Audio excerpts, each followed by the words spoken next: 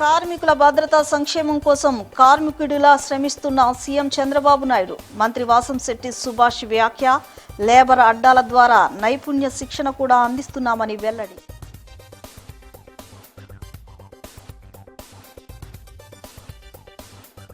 పదో తరగతిలో ప్రతిభ చూపిన ప్రభుత్వ పాఠశాలల విద్యార్థులను సత్కరించిన కలెక్టర్ లక్ష్మీష. ఈ విజయం స్ఫూర్తితో భవిష్యత్తులో మరిన్ని ఉన్నత లక్ష్యాలు సాధించాలని సూచన.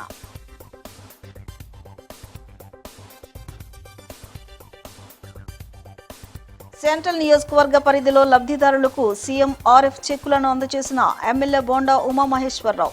పేదవాడికి వైద్య ఖర్చులు తగ్గించడమే ప్రభుత్వ లక్ష్యమని స్పష్టీకరణ.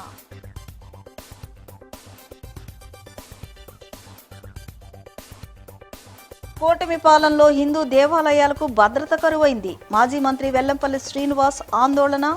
ఆలయాల్లో జరిగే ప్రమాదాలకు ప్రభుత్వమే బాధ్యత వహించాలని స్పష్టీకరణ.